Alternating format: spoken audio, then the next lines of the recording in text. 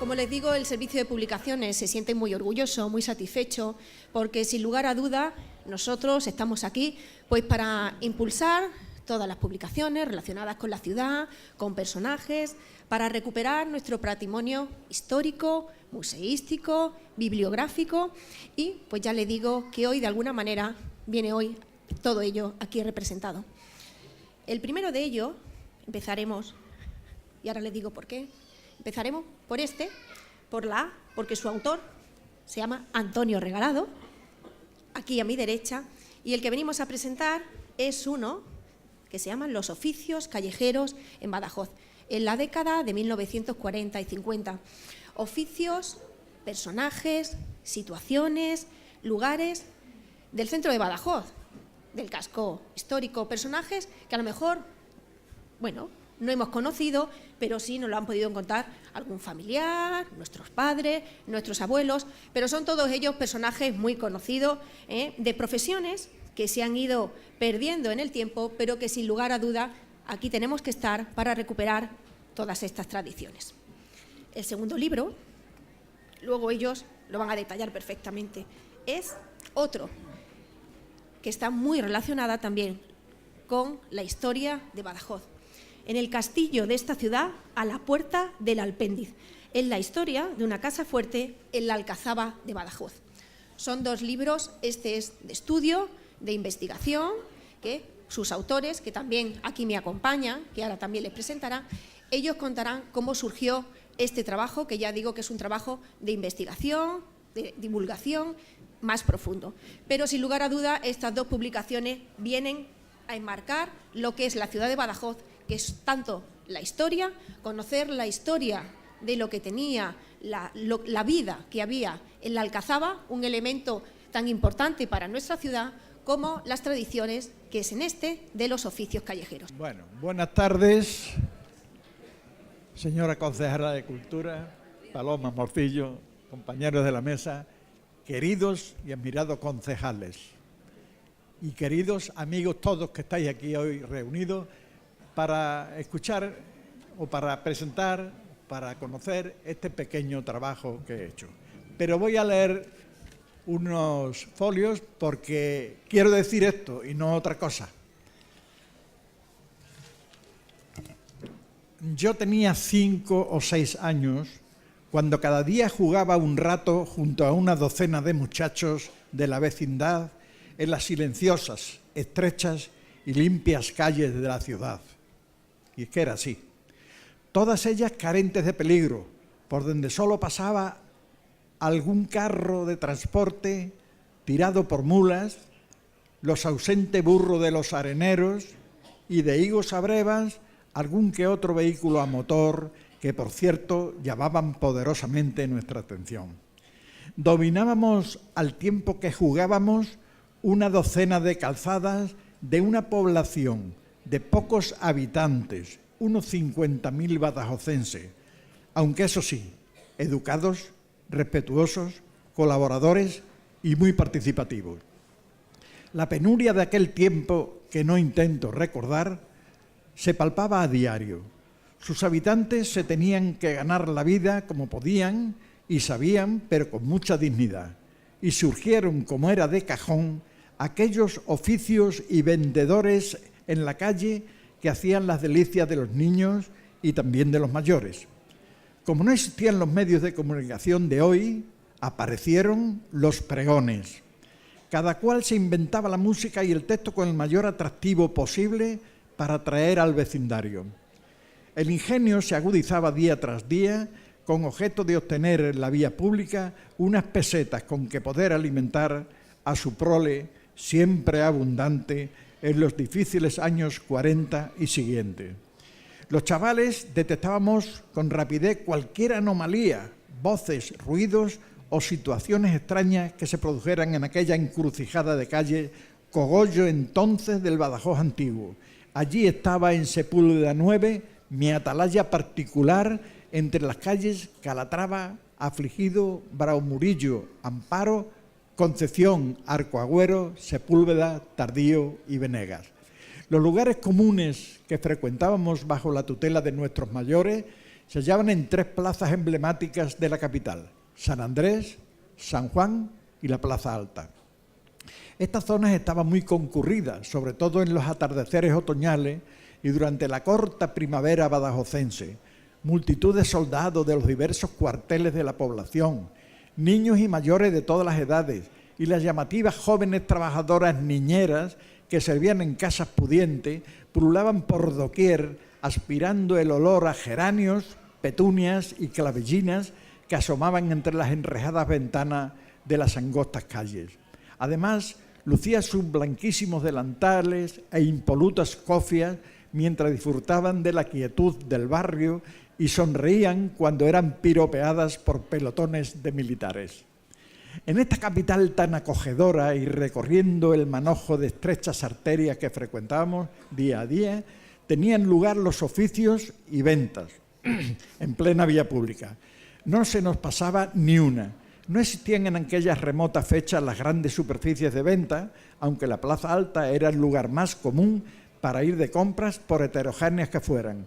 A ella acudían a diario gran parte del vecindario de Badajoz. Allí podrías encontrar cuanto te hiciera falta y necesitase. Esto no ofrecía duda alguna. La Plaza de San Andrés, cuyo nombre auténtico es Plaza de Cervantes, era el lugar de juego para los niños y solaz para los mayores. La de San Juan para asistir a desfiles militares, procesiones y actos oficiales.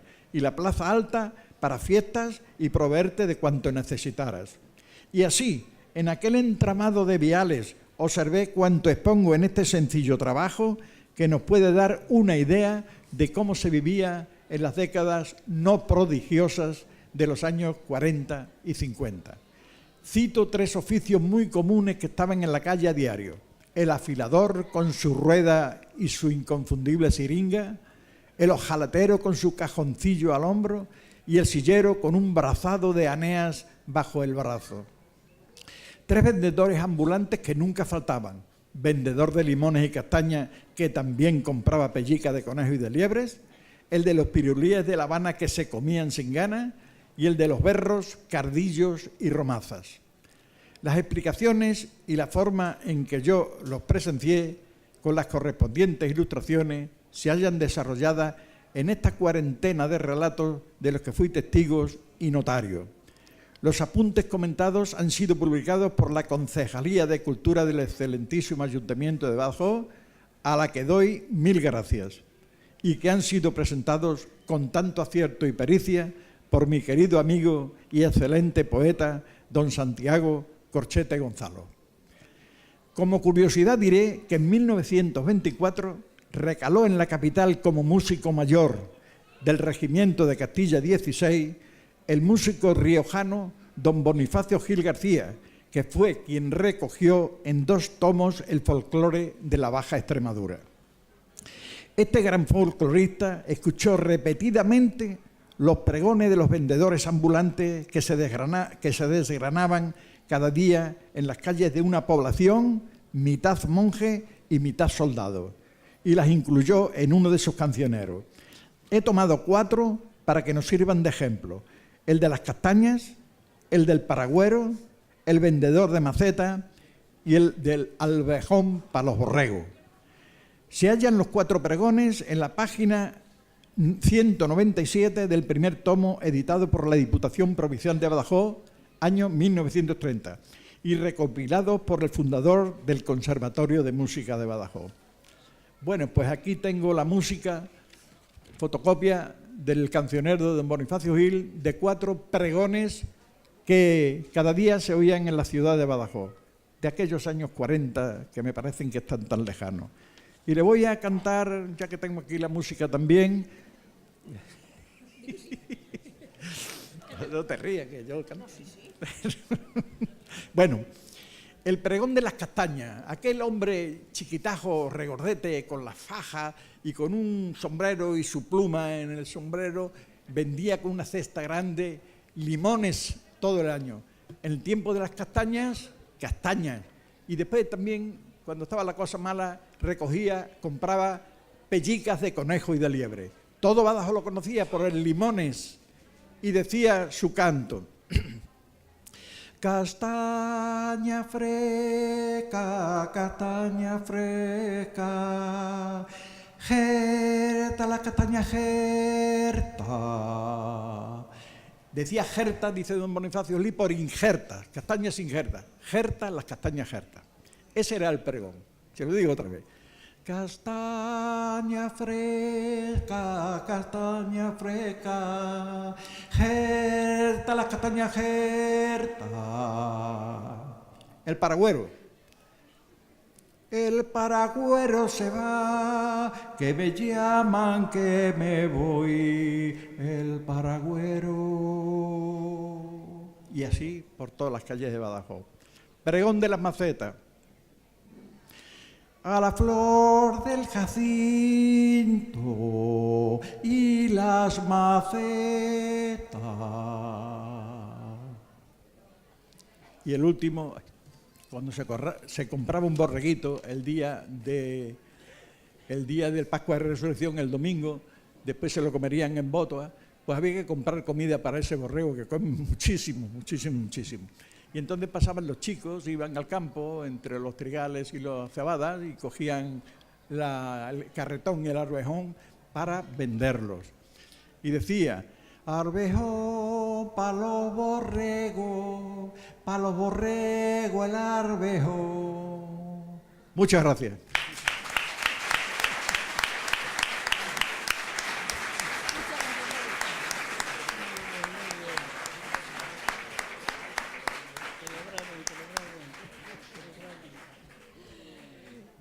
Muchas gracias, Antonio, Santiago. Pues ya han visto que aparte de traer las imágenes, ha traído también pues, los sonidos de aquella época. Y ahora pues vamos a la segunda presentación. En la mesa me acompañan dos de sus autores. El tercero anda por ahí sentado detrás, que está siendo hoy tímido. Me acompañan Juan Altieri, Carlos Sánchez Rubio y Álvaro Meléndez, que está ahí. El que habla, ese es.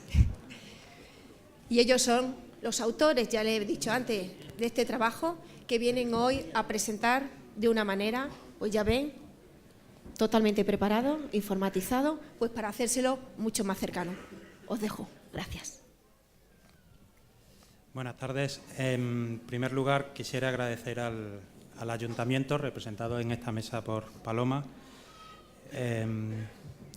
las facilidades que nos han puesto para publicar este libro. A mí ya solo me faltaría bailar el Gangnam Style, pero no me atrevo, sinceramente. Procuraré ser un poco más breve, que seguro que lo agradecerán ustedes también. Quisiera decir en primer lugar que este libro parte de una investigación que arranca en los trabajos de documentación histórica contemplados dentro de un contrato que el propio Ayuntamiento concedió a una UTE formada por Servac y Cuatro Gatos para la redacción del proyecto de museografía, señalización y contenidos del Centro de Interpretación Abierto de la Alcazaba de Badajoz. Para llevar a cabo estas acciones ha sido necesario hacer un verdadero esfuerzo de documentación y de interpretación de fuentes y sobre todo de comprobar que efectivamente lo que se decía que decían las fuentes es lo que realmente decían. Aunque parezca un galimatías, muchas veces hay que acudir a la fuente primaria, a la fuente original, para ver si lo que han dicho autores a raíz de ese documento es real. Lo habían interpretado bien o lo habían interpretado de otra forma, ¿no? En la Alcazaba la verdad es que hay muchísimos interrogantes, muchísimos todavía, y cuanto más sabemos, más interrogantes nos surgen. Solo hay que echar un vistazo a las excavaciones arqueológicas de los últimos años para ver que cuando se nos cierra una puerta, se nos abre de repente una puerta en recodo, que nos aparece una puerta almohade por ahí, pues hoy presentamos el resultado de una de estas investigaciones paralelas que hemos llevado a cabo. Yo soy el que habla, pero siempre hablaré en plural, puesto que hemos formado un equipo, Juan Altieri, yo soy Carlos, y Álvaro Meléndez, que no hace falta, yo creo, que ni presentarle a estas alturas de la película. Pues esta investigación se ha centrado en los conocidos hasta ahora como los subterráneos de Calatrava, en la Alcazaba, allí cerca de la puerta del Alpendiz. Si bien era conocida su utilización a partir del siglo XVIII como almacenes y polvorines, principalmente gracias a la solidez de sus muros, el origen de estas casas, de estas edificaciones, estaba aún envuelta en interrogantes. Para empezar, ya habría que empezar a denominarlas no como los subterráneos de Calatrava, sino como los restos de la casa fuerte que Hernán Gómez de Solís se construye a partir de 1465 sobre unas casas adquiridas anteriormente por el primer conde de Feria, Lorenzo Suárez de Figueroa, a partir de 1441. Tras apoderarse de la ciudad, Hernán Gómez de Solís construye su propia casa fuerte en la Alcazaba, para lo que incluso invade y ocupa en su propio provecho el espacio de la puerta del Alpendiz, de la propia puerta del Alpendiz, ¿no?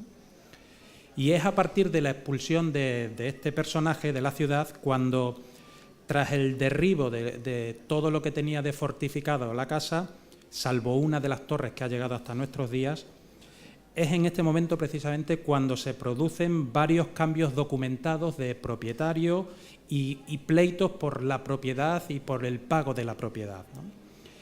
Y en el transcurso de uno de estos pleitos, que el Concejo de Badajoz, los antecedentes a estos señores que están aquí sentados con nosotros, en el transcurso de uno de esos pleitos que se emprende contra los condes de Feria por el impago de ciertas cantidades comprometidas, se genera el documento que nosotros creemos casi definitivo para aclarar por completo la evolución y la configuración de las casas.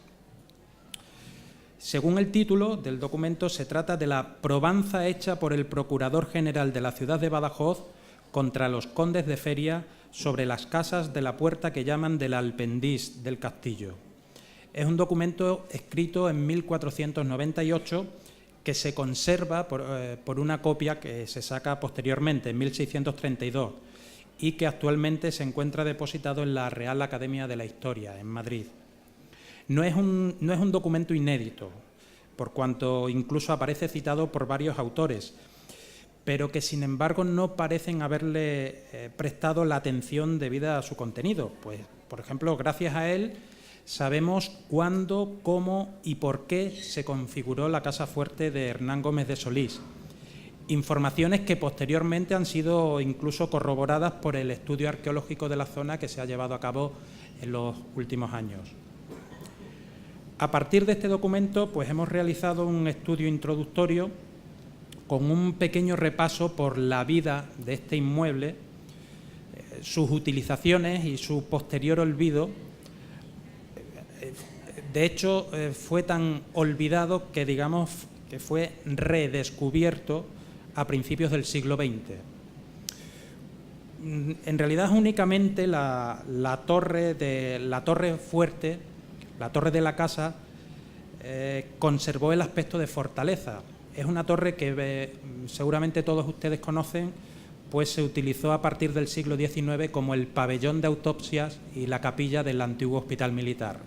Esa torrecita que está allí al lado de Santa María de Calatrava, de la iglesia de Santa María de Calatrava, pues son los restos más visibles que aún quedan de la casa fuerte de Hernán Gómez de Solís. Lo que conocemos actualmente son los subterráneos, pero debemos tener en mente que son subterráneos hoy día. En aquella época era la planta baja de las casas de Hernán Gómez de Solís, de la casa fuerte, ¿no? La publicación se completa con la edición facsímil de algunos de los documentos utilizados en la investigación, incluyendo este que hemos mencionado de Las Probanzas, y su transcripción realizada por María de los Ángeles Sánchez Rubio. A raíz de este estudio, nosotros quisiéramos compartir un par de reflexiones con todos ustedes. Bueno, en primer lugar, está claro que esperamos que poco a poco se vayan conociendo otros aspectos del pasado de la ciudad, que se constituyen como pequeños granos de arena que facilitarán el mejor conocimiento y la valorización de los elementos patrimoniales que aún posee la ciudad. Para ello, nos surge la necesidad de una revisión exhaustiva de las fuentes. En esta Feria del Libro incluso se ha publicado un conjunto de documentos de una grandísima importancia precisamente para esta labor, ¿no? para la revisión exhaustiva de las fuentes, para ver si lo que se decía o lo que decían los autores que aparecían en esos documentos realmente es lo que aparecía, ¿no? Y por otra parte, hay que tener muy en cuenta el papel de la difusión de los archivos no solo municipales, regionales, sino de todo tipo, los privados, los nacionales.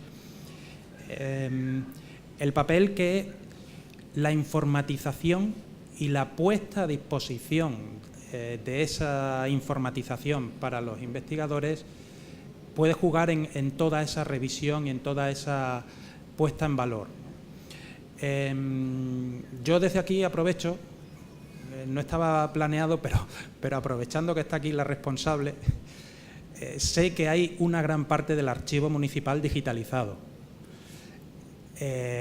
Yo pido humildemente que se pongan lo antes posible a disposición de los investigadores. No sé si en consulta en la propia sala o mediante la puesta en marcha de instrumentos de descripción, o el ideal de los ideales, el acceso libre a través de Internet, ¿no? Pero bueno, eso es algo que habrá que discutir. Sí les he traído algunas imágenes que pueden dar un poco de idea de cómo nos hemos movido, ¿no? En esta imagen tienen el plano de Ignacio de Sala, el plano del castillo de Badajoz con proyecto de 1739, que se conserva en Madrid, en el Centro Geográfico del Ejército. Es el plano, hasta donde yo recuerdo, el plano más antiguo donde aparecen las trazas de las casas de Calatrava, perdón, de las casas de Hernán Gómez de Solís, a pesar de que está hecho en 1739, es decir, cerca de 300 años después de que se construyeran las casas.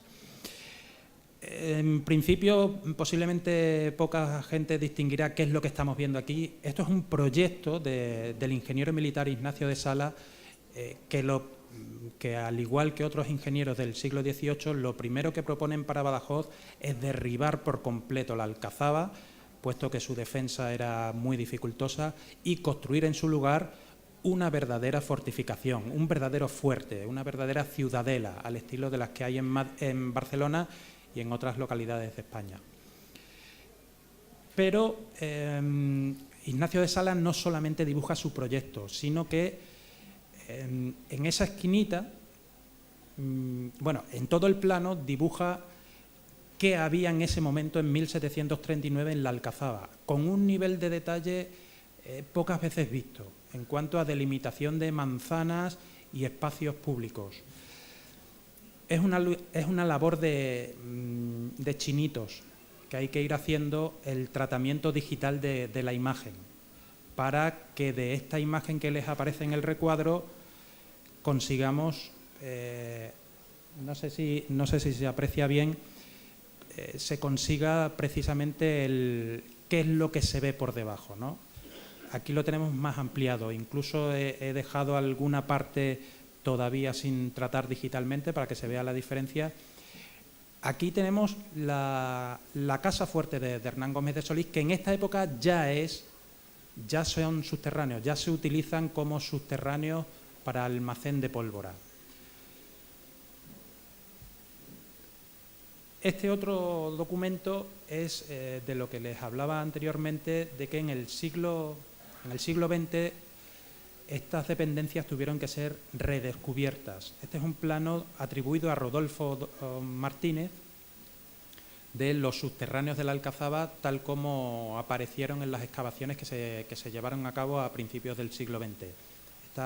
Este documento está depositado en el Archivo Histórico Municipal de Badajoz.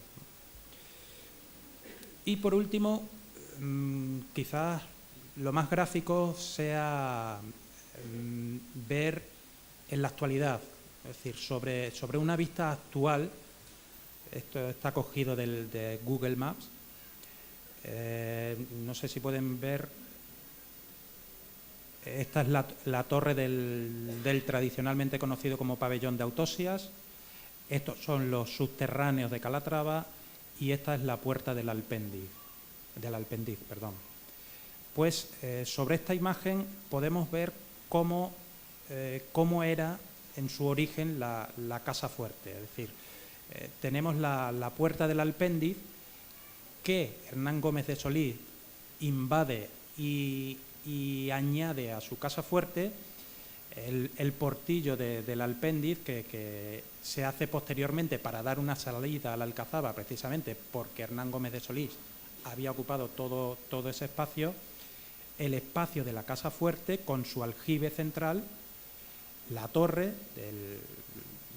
que es prácticamente lo único que pervive, la iglesia de Santa María de Calatrava y, por último, pues la muralla almohade. Realmente es un libro que nosotros esperamos que abra la puerta a otras investigaciones. No somos tan petulantes de pretender que está todo cerrado. Eso en investigación nunca se puede decir, porque siempre va a salir un documento nuevo en un archivo que hasta ahora no se había tocado, que trastoca todo o que añade mucha más información a lo que ya se sabía. Pero sí creemos que hemos desentrañado al menos una gran parte, o quizás, si me lo permiten, la parte más importante más de la configuración de esas casas que hasta ahora solo conocíamos como subterráneos de Calatrava, sin ninguna otra apreciación, y su evolución hasta lo que actualmente tenemos. En el proyecto que nosotros llevamos a cabo de musealización,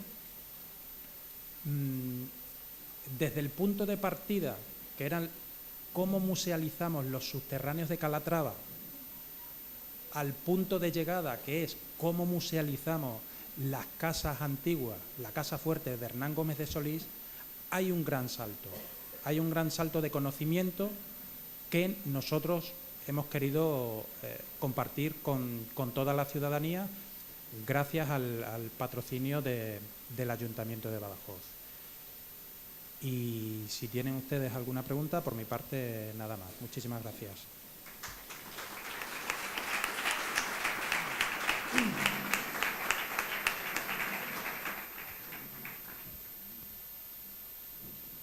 Bueno, pues, si no hay ninguna pregunta, yo sí quería daros las gracias por seguir trabajando así, por descubrirnos cada día ese Badajoz que tenemos tan cerca, pero tan oculto. Muchísimas gracias.